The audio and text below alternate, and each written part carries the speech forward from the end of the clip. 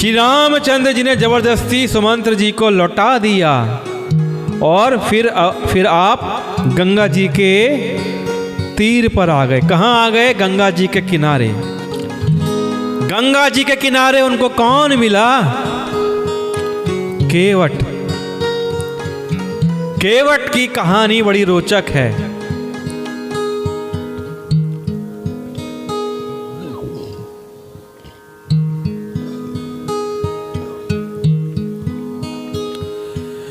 कि केवट जी जब पिछली रात को निषाद राज और लक्ष्मण जी का आपस में संवाद चल रहा था, तो केवट ने सुन लिया कि ये राम जी नहीं है, मात्र राजा नहीं है, मात्र राजकुमार नहीं है, ये तो ब्रह्म हैं, ये तो स्वयं नारायण का अवतार हैं। तो केवट ने निषाद राज को कह दिया कि कब कहा, जब वो राम जी के पास नहीं थे। तो निषाद राज जी के पास पहुंचे केवट और कहते हैं कि प्रभु ये कृपा करिए। निषाद राज ने कहा क्या? कि आप सब मल्लाहों को छुट्टी पर भेज दीजिए, मैं ही आज नाव पर रहना चाहता हूं, मेरी ड्यूटी ही लगी रहेगी नाव पर आज, और कोई मल्लाह वहां पे नहीं होना चाहिए। निषाद राज ने कहा कोई बात नहीं, ऐसा कर लेना। देखिए केवट ने किस प्रकार अपनी भूमिका बनानी शुरू कर दी। सब मल्लाहों की उसने छुट्टी करवा दी उस दिन, और स्वयं नाव लेके खड़ा हो गया। और नाव भी उसने कहां बांधी? किनारे से दूर नदी के बीच में। तो अब गंगा के तीर पर, गंगा के किनारे श्री राम जी लक्ष्मण, सीता और निषाद राज सहित पहुंचे। श्री राम जी ने केवट से नाव मांगी, लेकिन नाव को केवट लाता नहीं, मना कर देता है। वो कहने लगा कि प्रभु मैंने आपका मर्म जान लिया कि प्रभु मैंने आपका भेद जान लिया है। अब इस बात को सुनकर लक्ष्मण जी भी कहने लगे भाई ऐसा कौन सा भेद है, कौन सा मर्म है, मुझे आज तक नहीं पता चला। ब्रह्मा विष्णु महेश किसी को नहीं पता, ये मर्म कौन सा है जो इस केवट को पता है, मुझे नहीं पता। लक्ष्मण जी पूछते हैं श्री राम जी से, प्रभु ऐसा कौन सा मर्म है आपका जो मैं नहीं जानता? प्रभु खड़े खड़े मुस्कुरा रहे हैं। तो पूछते हैं भी क्या मर्म है बताइए। तो केवट जी कहते हैं प्रभु मैं अपनी नाव इसलिए नहीं लाता क्योंकि मुझे पता है आपके चरणों में ऐसी जड़ी लगी हुई है कि इससे जो भी छू जाता है वो मनुष्य का रूप पा जाता है। क्यों? क्योंकि हमने सुना है कुछ ही दिन पहले एक शीला को आपने चरणों से छुआ, आपने अपने चरणों की धूल से एक शीला को, पत्थर की शीला को छुआ और वो सुंदर महिला बन गई। प्रभु मेरी तो नाव है, इसका क्या होगा? वो तो पत्थर की शीला थी, सुंदर महिला बन गई, और मेरी तो काठ की नाव है, लकड़ी की नाव है। अगर ये महिला बन गई तो मैं क्या खाऊंगा कमाऊंगा? मेरी तो यही रोजी रोटी है। ये नाव है मेरी, काठ की नाव है, पानी में रहती है, फूल गई है।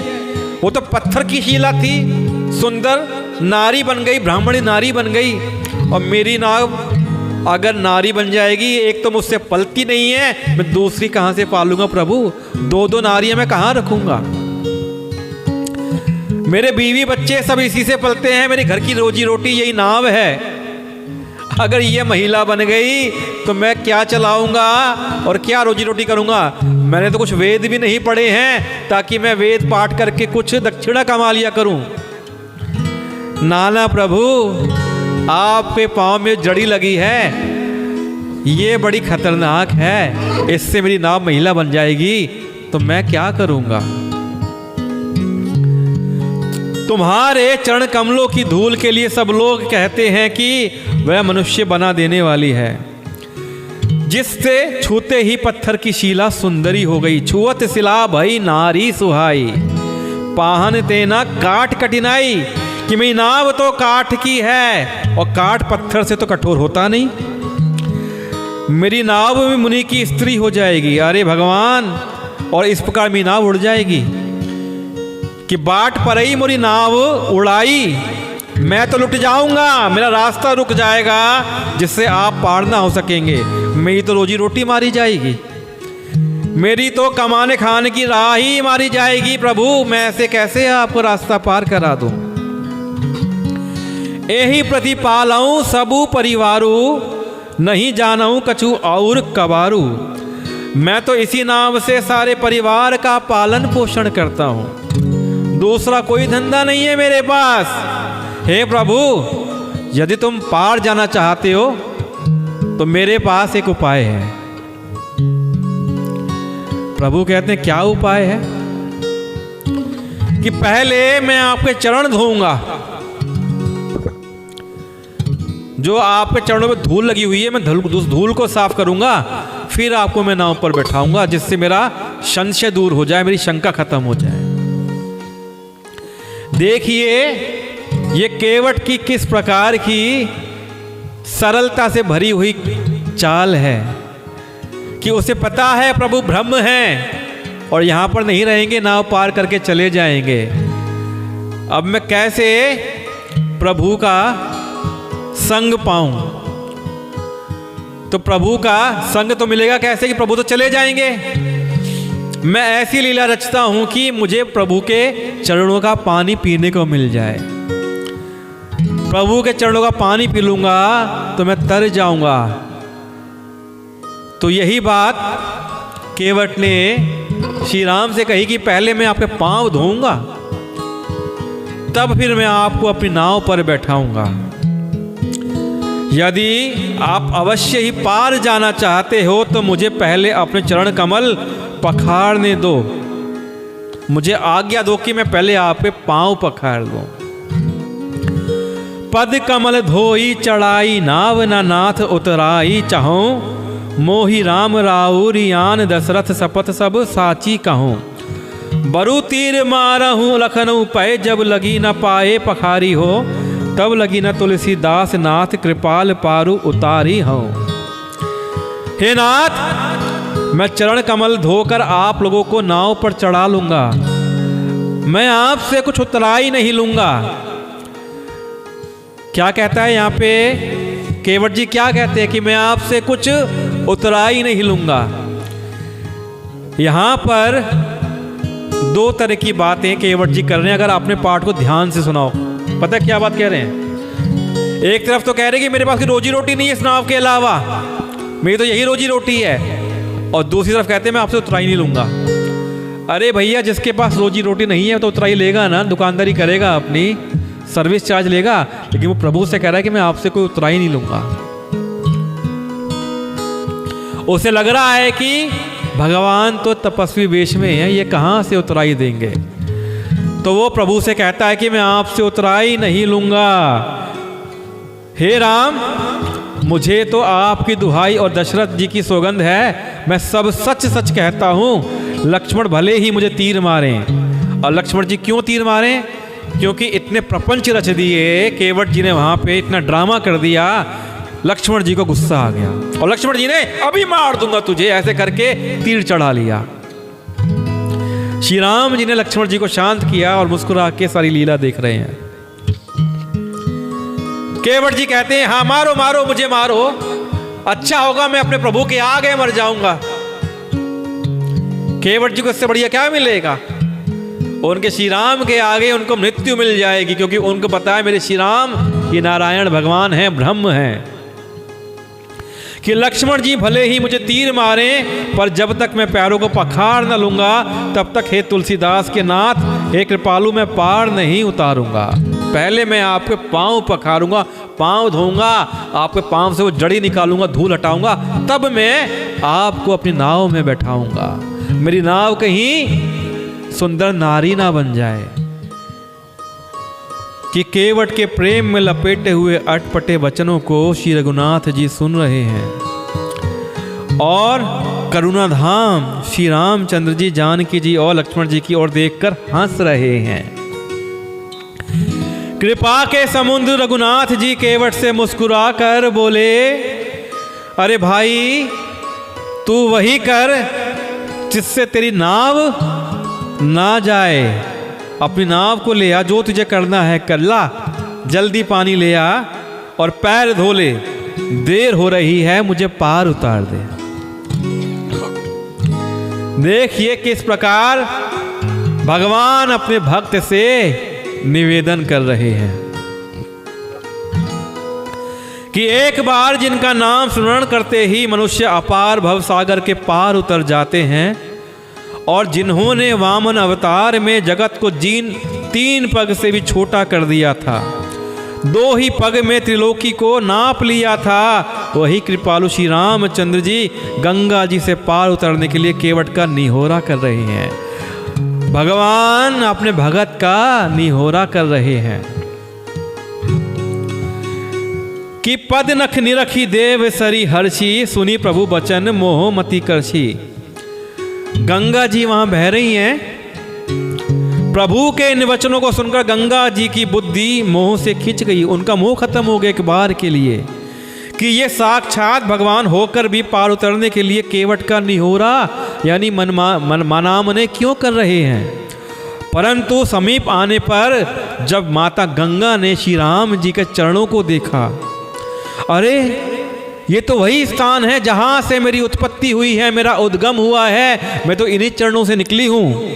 इन पदनखों को देखते ही उन्हें पहचान लिया माता गंगा ने। देव नदी गंगा जी हर्षित हो गई, वह समझ गई कि भगवान मनुष्य के रूप में लीला कर रहे हैं। इससे उनका मोह नष्ट हो गया और इन चरणों का स्पर्श पाकर मैं धन्य हो जाऊंगी, यह विचार कर वे हर्षित हो गई। केवट श्री रामचंद्र जी की आज्ञा पाकर कठोते में भरकर जल लेकर आया। अब श्री राम जी के पैर धोने के लिए केवट जी क्या लाए हैं? लकड़ी का छोटा सा कठोता। पहले लकड़ी के पात्र बर्तन हुआ करते थे, कठोता उसे बोलते हैं। कि कहते हैं ना, एक आपने कहावत सुनी होगी कि मन में हो गंगा तो कठोती में गंगा, मन हो चंगा तो कठोती में गंगा। तो छोटा सा कठोता केवट जी ले आए।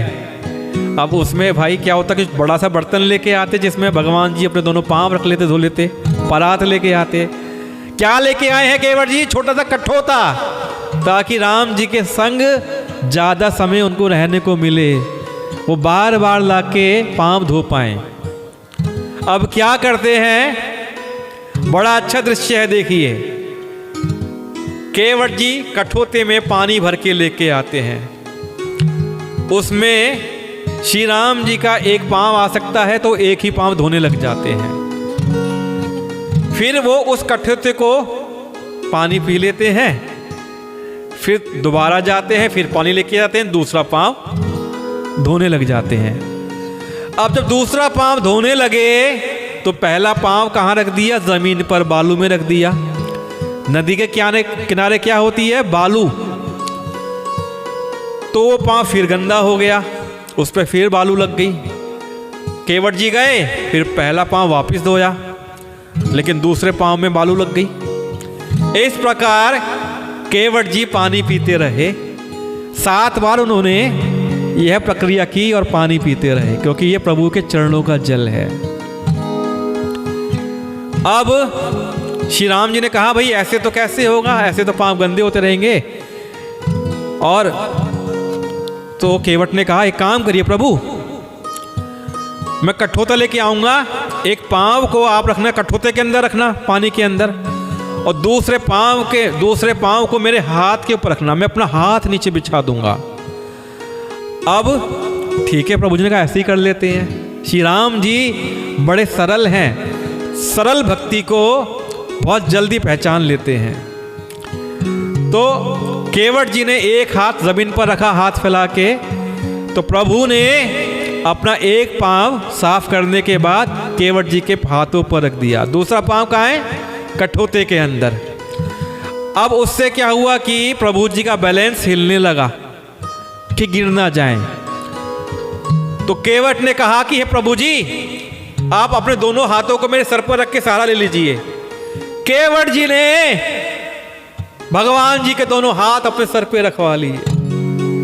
क्या बात है! केवट के हाथ दोनों चरणों में लगे हुए हैं और रघुनाथ जी के हाथ केवट जी के सर पर हैं। तो कभी कभी लोग कहते हैं कि भगवान भक्तों को सहारा देते हैं। ये दृश्य देखिए जिसमें एक भक्त ने भगवान को सहारा दिया कि भगवान ना गिर जाए कहीं। ये मनुष्य लीला है, भगवान नर लीला कर रहे हैं। इससे अच्छा क्या होगा, केवट जी ने वो पा लिया जो किसी को कभी नहीं मिल पाया, कि प्रभु के दोनों हाथ केवट जी के सर पर हैं और केवट जी के दोनों हाथ प्रभु के चरणों में हैं। इससे बढ़िया दृश्य है किसी कुछ और नहीं हो सकता। केवट जी ने अपने सर पे राम जी के हाथ रखवा दिए।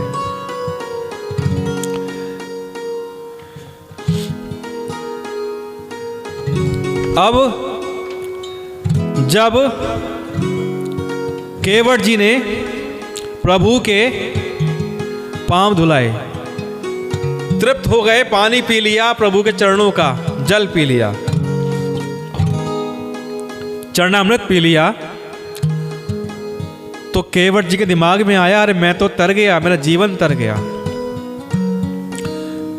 मेरे परिवार वालों को क्या होगा, ये तो ऐसे ही रह जाएंगे।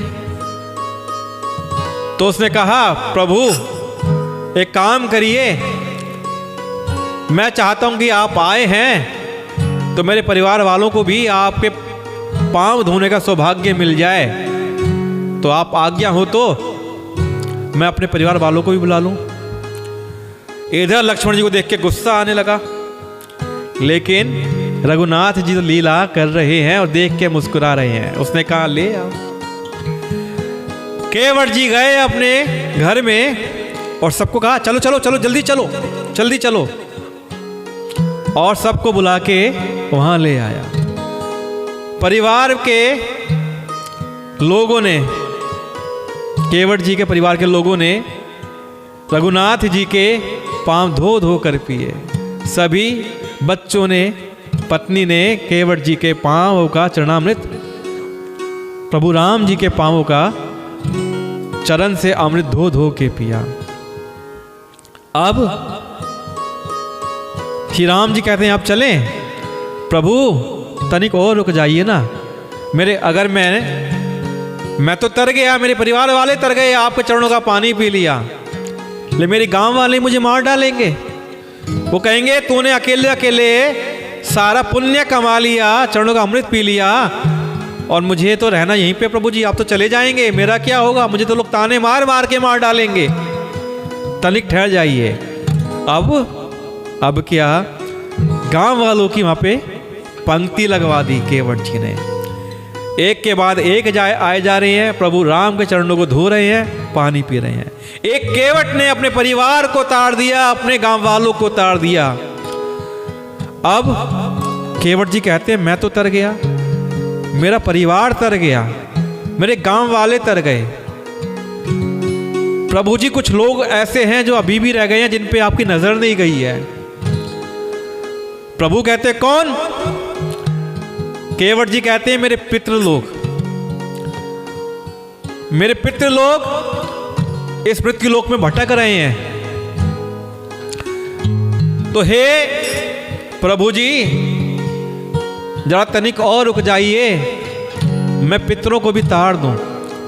अब केवट जी फिर पानी लेके आते हैं, प्रभु चरणों को धुलाते हैं और पितरों का तर्पण उसी जल से गंगा किनारे कर देते हैं।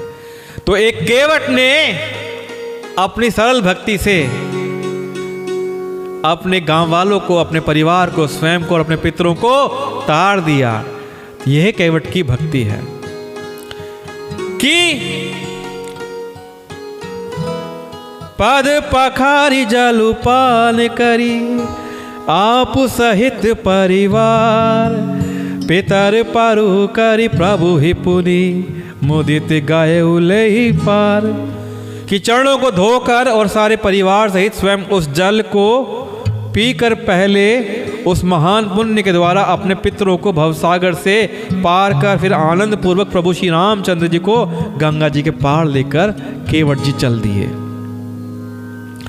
अब केवट जी ने श्री राम जी को अपनी नाव में बैठा लिया और गंगा की तरफ गंगा नदी को पार कराने के लिए चल पड़े।